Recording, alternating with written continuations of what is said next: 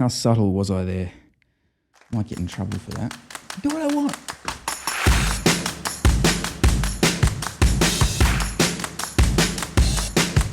Have you ever been the person who went out, bought a new phone, took it home, showed their mates, then 3 days later they release a new version of the exact same phone with better everything? Buyer's remorse?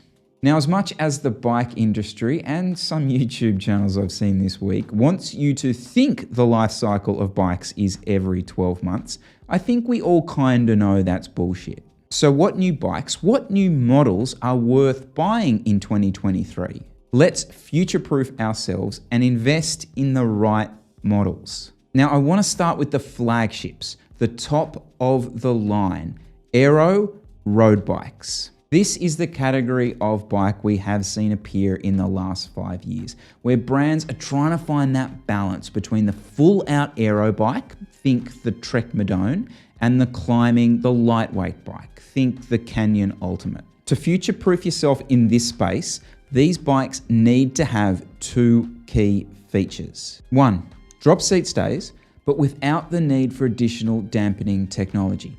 What does that mean? You are getting the aero advantage of the drop seat stays, which if you go back and watch my interview with Michael Pride from Chapter 2, he confirms it is the biggest and most important advance when it comes to increasing real-world speed. But here's the thing, you are now getting it without the need for those ISO way springy suspension kazamba-nambas, that's a new word, which essentially added weight to the bike and also destroyed the ride feel of them. It also forced frame manufacturers, and I saw this firsthand, right? It also forced them to change the layup of the carbon around those seat stays and the seat post. The second feature is a bit of a combo. The frame at a minimum has to be able to handle 28mm wide tires. It has to come without a big gap between the wheel and the down tube. But here's the thing, some brands take the easy solution to this and create this massive gap.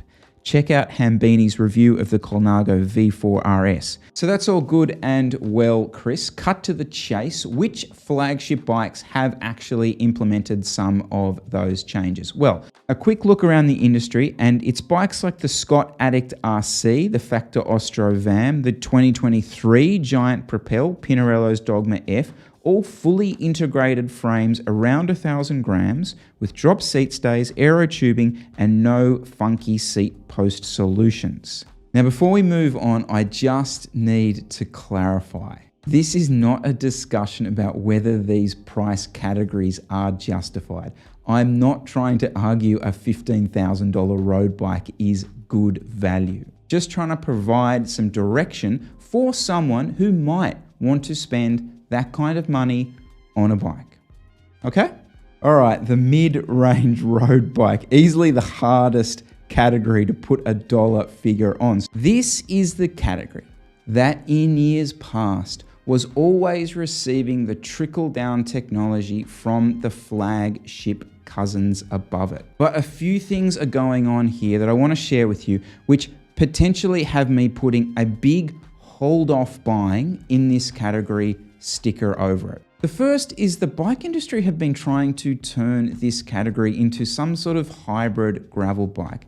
We touched on this in the Death of the Endurance Bike video, which I will link below, but instead of the bike industry giving trickle-down technology from flagship road bikes, this category have been getting trickle-down technology from gravel bikes, extra water bottles, heavier frames, slacker geometry. Think the Cannondale Synapse. If you look at Giant, for example, the Defy, which I would always have placed and recommended as a great mid-range road bike, it's not getting the trickle-down effect of that 2023 Giant Propel yet. It's still a super stiff, super heavy 9 kilo plus clunker.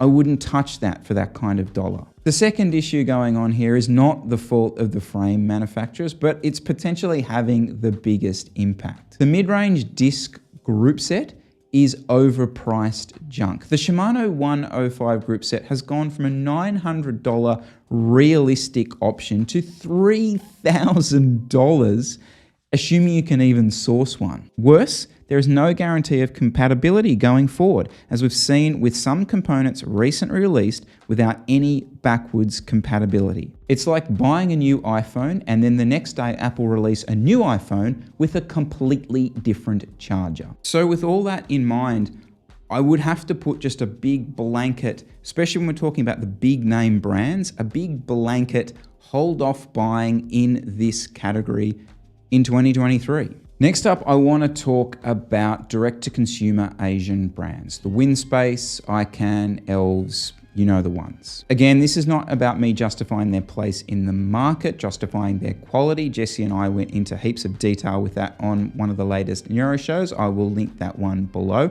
This is more about ensuring that if you decide to go this route, you won't get buyer regret from these being advanced anytime soon. And I'm going to approach this category a little bit differently because, well, I have a little bit of inside knowledge on this one, and I'm going to go inside baseball on it with you. So look, whilst bikes and frames like the Winspace T15000, the iCan A9 are quality products, they are potentially of the generation that we saw previously with the Giant Propel, much thicker aero tubing. And if there was ever one criticism of these brands, it would always come back to the ride quality, the layering of the carbon. And there was a reason for that, because with a lot of these brands, they were all trying to get the UCI accreditation. And to do that, they were over manufacturing some of their products. Those issues no longer exist. They are established relationships with the UCI. These brands are super quick at changing up their production lines. They're also super quick at, how do I put this? You're going to see a bike from iCan that resembles the Factor Ostro VAM mold, if you know what I mean. So where does that leave you as a buyer at the beginning of 2023? Look, go buy one of these bikes. You won't regret it, but you potentially might regret it in 3 or 4 months, if you know what I mean. Okay?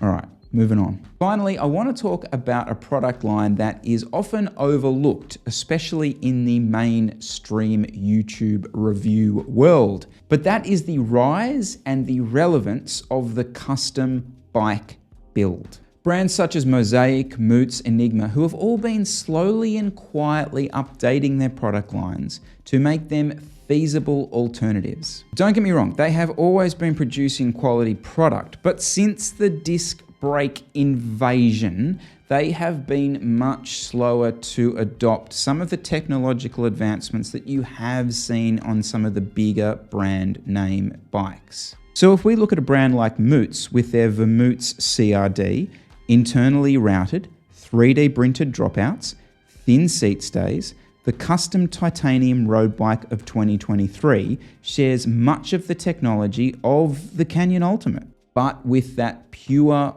butter titanium feel. Mosaic, another Boulder, Colorado brand, in 2023 will be releasing a fully integrated custom titanium build. I could get around that.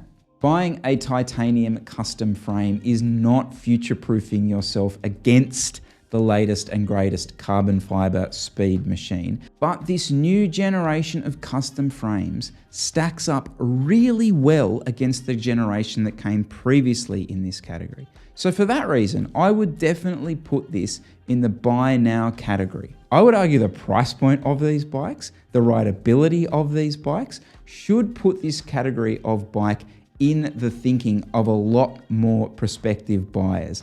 But that is a video for another day. Thank you so much for watching, guys. I really hope you learned something from this. It was a unique look at 2023's offerings. I hope I have helped 1 or 2 people out. Let us know your thoughts as always, and I will see you real soon.